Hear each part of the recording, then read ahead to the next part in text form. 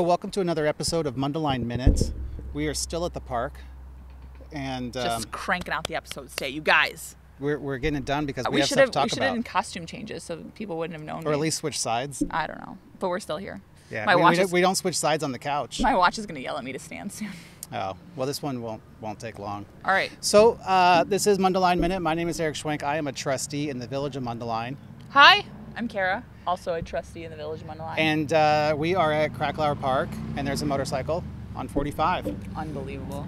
And you'll know that there's a motorcycle because these microphones that are not paid for by taxpayer funds. Picked it right up. Oh my gosh. And there's an Airplanes airplane. too. Picked it right up. So the microphones, the camera, all that stuff is mine, and no taxpayer dollars. That's right. Filmed in that.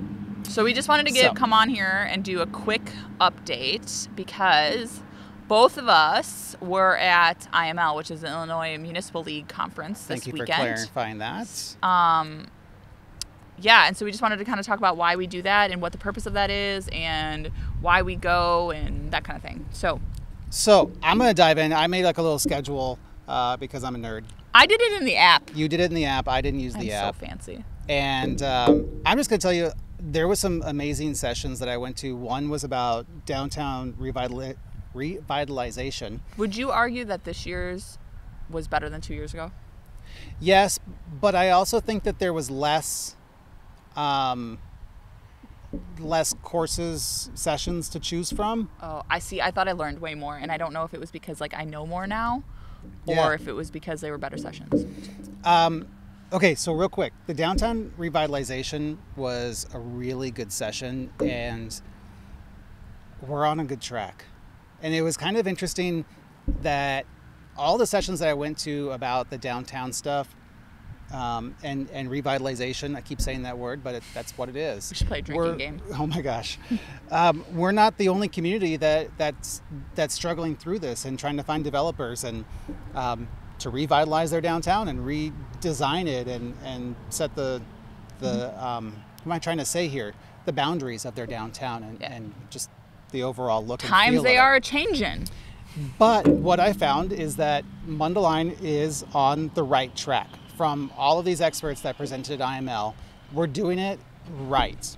So shout out to Amanda with our community development, our Director of Community Development, Economic Development. What's her full title? Community and Economic Development. Thank you. You're right. I can't talk you got today. it. And her whole team, they've got us on the right track. We're on the cusp of some really good stuff. What'd you learn? What do you mean? So when I worked in pharma, we would go to all these zillions of conferences, and sure, we always have to talk and be like, give me one thing you picked up. Open space. Just places for people to gather. Yeah, placemaking. Like this. Like where we are now. Like Park Street and closing off the street and the open space that we purchased next to the mural. Mm-hmm. And that whole design, that is something that downtown areas need. Yeah. Yep. And then, oh my gosh, let's see if I can get this term right. A Verner, it's a Dutch word, and it means a street that allows people and cars to share the road equally. And they're doing one in Paxton. I don't think that Park Street's the right street for that because it's right off of a busy highway, 45. But it's definitely an interesting concept where you could have tables and chairs and cars and people, pedestrians walking. I have anxiety thinking about that right now. Oh yeah, totally. Okay. What else did you go to? I went to a couple on the Freedom of Information Act and Open Meetings Act. Yep, FOIA and OMA. It's something that I cared about before I got into municipal government. It's something that I still care about. Although I ran on transparency, and it was quite interesting to. Whoa, that's an interesting one. Someone needs a new muffler. Yeah. So it was interesting to go to two different sessions. One was from an attorney that was talking about FOIA and on the municipal side of what to be released and when and current case laws and how to release things. And personally, I got the sense of how not to release things. And then I went to a session called Who Let the Watchdogs Out? And it was put on by the Edgar County Watchdogs Incorporated, but they're just a nonprofit that is a media organization, and they have different rights under media that they can FOIA And it was interesting to hear their take on what some of the case law is and what. Totally different sides. Oh, huge difference. Yeah. So what's one thing you learned? Just give the documents. Yeah, and that's pretty much, I think. Redacted as necessary. Yeah. You know, there's certain things that you can't give out, people's phone numbers and social security numbers, you know, that kind of stuff, obviously. But just don't waste the taxpayers' money over stupid stuff. Yeah. The law is meant to be on their side. On the side of the individual. Exactly. Requesting not on the government side. Right. Yeah. So don't waste the taxpayers' money and just give the documents. Okay. I guess I'll just go and then you can talk. Sure. I went to Government Finance 101. It was definitely geared towards brand new, newly elected officials. And that's okay. It never hurts to learn more. But you are the finance expert. You and Doug are homies. Doug, yeah. So, I hope Doug watches. Doug, you watching? Yeah. That one, I can't say that I learned a lot. That's because you already know a lot. I get some of the finance stuff. I'm not a finance expert by any means. He's being humble. But that one I didn't really learn too much of. A nerd. Thank you. Adult use cannabis and how things have changed in the 2021 revisions. That was Talk about pretty this, and I have a interesting. really good sidebar conversation about adult use cannabis. Go. All right, so my one thing from this is how the state spent a lot of time to make the new licenses equitable across race and gender. Got it. So 2 years ago, we went to this because it was all new to us. Mm-hmm. We were just about to vote on it, et cetera, et cetera. And now Mundelein kind of like led the way in Lake County with having the adult use cannabis, dispensary. And I had a conversation with a mayor from a nearby town. Okay. I don't think I'll disclose it yet. About this and how it was going in Mundelein. And he said he was approached by a dispensary, and then I was like, are you sure? And we kept talking more, and he was like, you know what, I was approached by a grower. Oh. And not a craft grower. They are talking about a grow site that's zoned agriculturally, and what the benefits were of it and how we saw it playing out. And I was like, well, obviously we don't have a grow site, but we do know that it is so monitored and it is so litigious to get a license that we've seen no problems from it. And it was like a very good conversation. There was a state rep there with me as well. The three of us were kind of talking through the logistics of it, and he left. He's like, maybe I will give these guys a call back rather than ignoring their calls. And I was like, well, that's really sad that you would ignore someone's calls, but yes, you should give them a call back because it's advantageous for the community. We've seen no issues, and we've been able to support ourselves through the pandemic based on revenue we got from the dispensary. So with no increase in crime. Right, exactly. I mean, the worst thing that came out of it was the horrible parking. And that's why I told him, I said, the issue we have with ours is that it's a retail establishment in a non-retail area, Growth. but we're forced to keep it there because of how the licensing works. And the limitations on where that can be placed. So it was just an interesting conversation that other municipalities are looking to us for, which is kind of like looking to me for advice and kind of insight. And personally, whenever I was approached by area municipalities about cannabis, I told them that don't you dare pass this. Don't you dare. Stay it is away. A terrible idea. No one should have it. Nobody else should have this. Yeah. You will hate it in your community. Yeah. It is the worst thing you could ever want. And don't you dare take my revenue. Right, exactly. Yeah. Exactly. So we're a little protective of our cannabis of the dispensary, right? We don't want any competition, okay? Yeah, exactly. Let's see. Then I went to a council members roundtable. So this is where all the trustees, we have different names, right? Aldermen, trustees, council members, whatever. Every kind of village has something different. And I'll tell you, my biggest takeaway from that is, wow, we're in a good place. And there's other communities that are fighting over legal counsel for trustees versus legal counsel for the mayor, and they're having to hire separate attorneys so that their board gets representation, but that the mayor won't allow their attorney to speak to the trustees. And I'm like, wow, it's nice to not be in that predicament. And that sounds scary. Yeah, we're in a good place. Yikes. Let's see. Next up, I did tax increment financing. TIF. TIF stuff and navigating choppy waters with different taxing districts. That one was really interesting. I learned you can share money between TIF districts if they are touching next to each other, and if it's a budgeted item in your TIF district budget. And then more planning and revitalization in downtown streetscapes. And this is where Paxton actually, the mayor of Paxton, Illinois, was the one that moderated and spoke. Where is that? It's south off of 57. That doesn't mean anything to me. Just say south. Okay. And then that was it. We had the annual banquet that night, and yeah. All right, so tell me, what did you do at IML? We went down for 2 days, took the train down, and then the first day I went to a retail conversation, and this guy has spoken before about retail, but this was retail in the light of COVID and what this means. And he's a really good speaker. He's super charismatic. You can tell he's a sales guy, which I'm like, eat it up, because I like love dealing with fellow salespeople. I just love it. It's like high energy, like the opposite of your nerdy stuff, you know, like yell at me and like sell me on your stuff and why it works. Tell me about it, you know. I love it. Can you show me the numbers? Yeah, whatever, nerd. So I like love the high energy, and this guy is it. But some interesting things that he talked about were concepts in dining. So drive-throughs being hit. Yeah, cool, duh. We know that for like Burger King and, you know, McDonald's and stuff. But here's places like Olive Garden getting a drive-through. What? Yeah, and kind of like those, you know, middle of the road type of restaurants that aren't like fast casual, but are like, you know, I guess fast sit down. What? Can you do unlimited drive-through?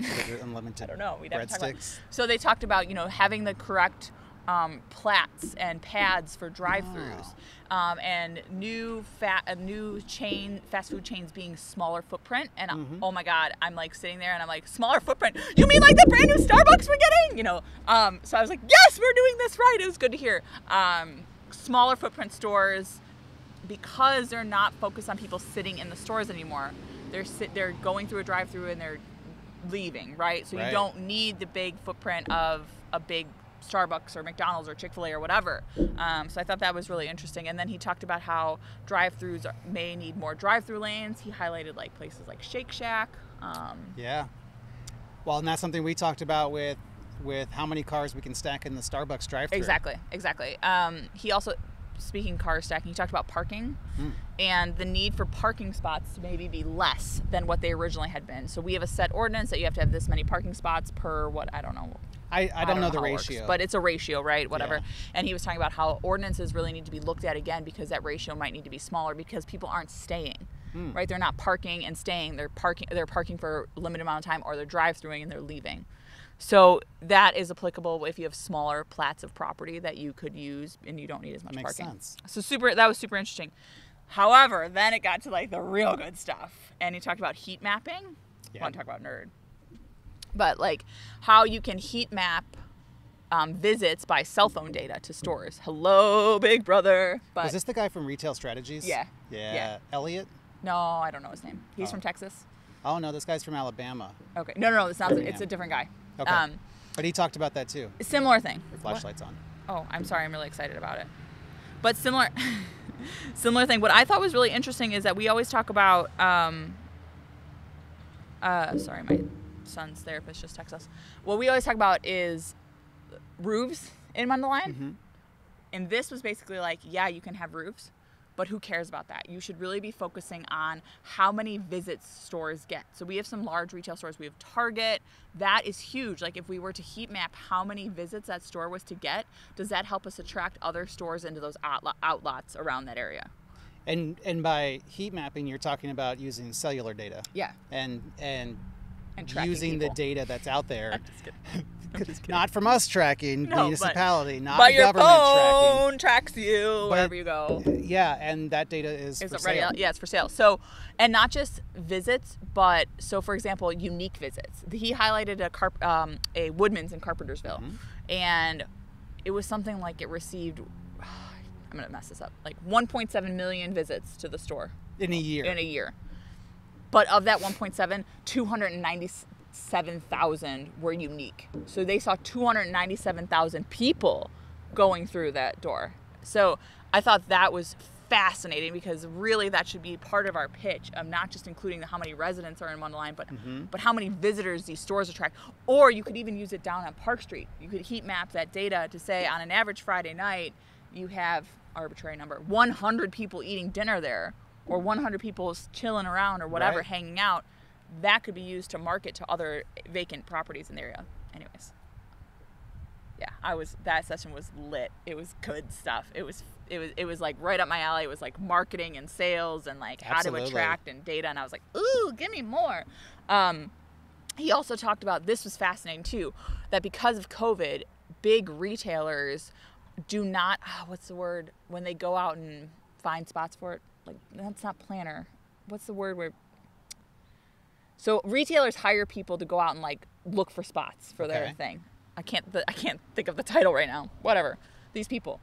Well, they went from having like a team of probably 20 to having a team of 3 that covers the entire U.S. Wow.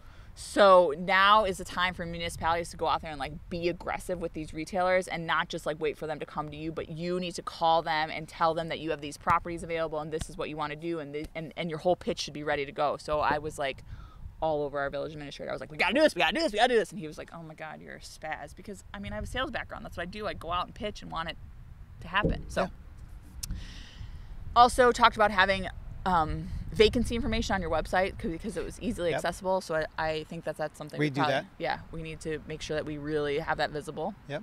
Yeah, it was a good session. Good session. All right, what else did you do? What else did we do after that? Then the second one, the second one I got myself in a little bit over my head. It was about cybersecurity and network security at public works facilities. Yes, but that's an interesting one, especially when you consider like the case in Florida, right? Yeah. Where they could see the water department getting hacked, and the guy was working there and he could see the chemical levels in the water changing. He's like, well, I'm not changing them. How is it changing? So what I took away, and this was like way above me. Like, my husband handles all the technology in our house. Like, he does all of the things, and this was way above it. But I did I actually was texting him during it because I was like, what does this mean? What does this mean? What does this mean? And I was like, do we do this? And he's like, our network's secure. Don't worry, honey. I don't know.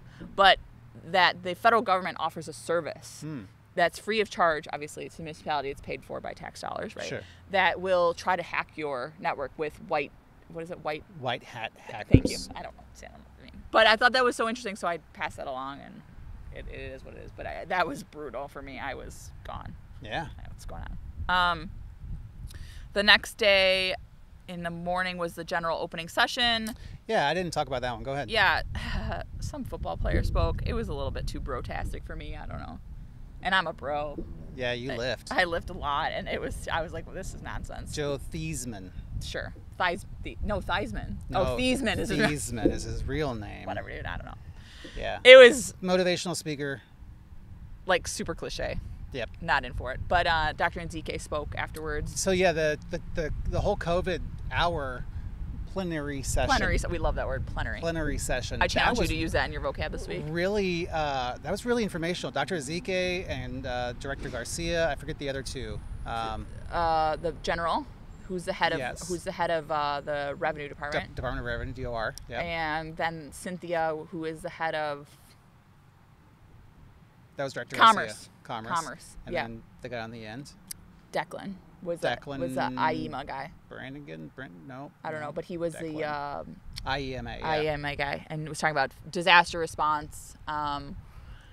He had a really interesting point about how, when he started with this organization a few years ago, they were like, oh yeah, we respond to the little flood stuff here or a tornado here, and we get the help where it needs to go. And now all of a sudden he's like, we turned into this $500 million organization that's buying medical supplies and gowns and PPE, all that stuff, all the PPE, like overnight, and then making sure that it's everywhere that the state needs it to be. Yeah. So every county has a stockpile of it now. Exactly. What I thought was interesting from the Department of Revenue, everyone likes to bag on Illinois like being the worst But from a revenue perspective, the state is doing well and probably better than it's done in years. Yeah, one of the things that they said was that we generally we being the state, take in $1.4 billion a month in sales tax revenue. Yeah. And that this last month they took in $1.7 billion. So actually sales tax revenues are up. People are spending again. Money. Yeah. Yep. And there is some correlation with the surplus than what dollars. they did in 2019. Yeah. Well, that makes sense. There was pent-up demand, and now Yep. the demand's back. So, that's good from an economic recovery perspective. And that our Moody's score, our credit Our bond rating rating went up. Yeah. Still not what it should be, but we're working on it. Yeah. Things are working. So, went to the general session. Then there was like a break. And then I went to 2 back-to-back sessions on police reform. Yeah. And I thought this was really interesting the way that they did set it up. So the first session was presented by the 3, it's a state senator and 2 state reps, all from the south side of Chicago. They presented on the policing reform and how it came to light and what they did and how it was, made a law and went into the details of it. And the room got spicy. I mean, it got contentious. And the 3 of them handled themselves with ease, with grace. What I learned from that is that police practices that are happening in Mundelein are already complying with this new police reform bill. Mm-hmm. And suburban police departments aren't going to see changes. Now, so that was an hour of that. The next hour was the head of the Chiefs Association, the head of the Illinois State Police, and the chief of police in Lamont, Illinois. I don't know why they picked there, but whatever they did. The head of all 3 of them sat up there and said, we participated in the formation of this bill. And we had input, and we worked with these reps, and we worked with these senators to make sure that this was fair policing for all. Okay. And I feel like I went into this session with the impression that, this was an anti-police bill, or this is, defunding the police, or all of these things, because you hear these, really emotional talking points when you're talking about this. And to hear these 3 chiefs in their various roles, the head of the Chiefs Association is also, a head of the, training association for police. Oh, okay. He wears, a ton of hats, and he's a police chief in Hazel Crest. Yes, that's a place, right? Yes.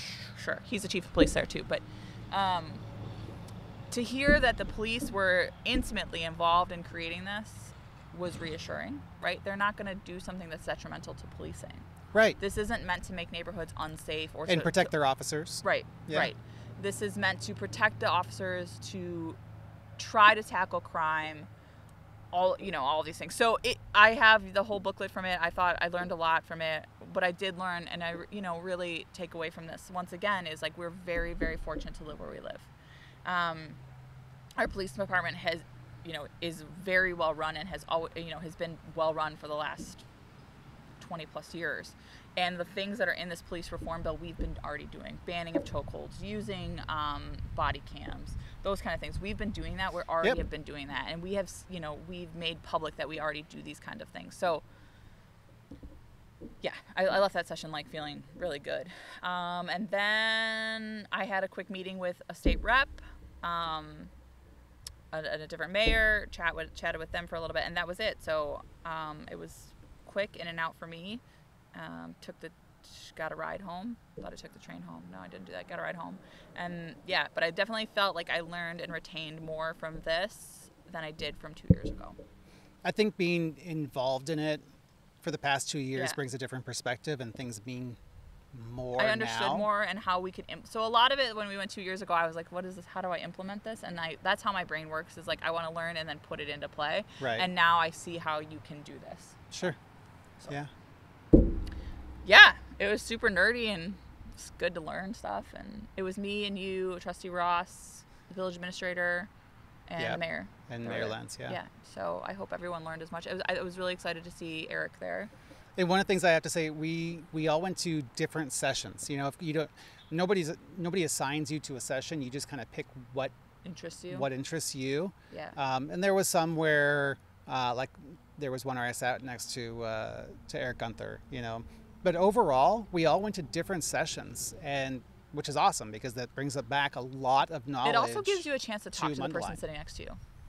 Watching this wasp, see if it's going to fly in front of the lens. Great, there it is. Talking to the person next to you and learning what they do in their municipality. The networking connections and how their municipality works, and we've brought some of that back. Yeah. We use some of that insight when we were interviewing the new village administrator position over a year and a half ago now, a year ago. Jesus. Yeah, it's been a while. So yeah, yes, there's a cost associated with going to IML. It's an organization that the village pays to be a part of. Yeah. We have to pay for our our tickets to go. Yeah. But I would say that the education that's received is definitely worth the financial. Yeah, it was beneficial. So Yep. we'll we powwow with staff afterwards and then Yep. go from there. So Right. this was probably the most boring podcast we've done. Sorry, friends. Sorry, friends. Russ, I'm sorry. Mom, sorry. Yeah, sorry, Eric's mom, sorry. Yeah, exactly. All right. That's all we That's all got. she wrote. We'll see you next time. Next Have a good week. See you guys.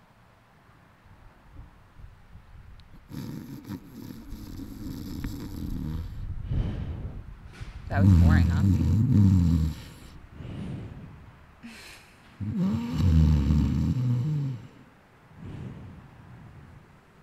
You okay? Narcoleptic? I'm just going to put that in the podcast somewhere. When I'm talking, probably when I'm ranting about. About municipal government somewhere. Yeah, no, when I'm talking about retail and how exciting I was, you should just be over there like this.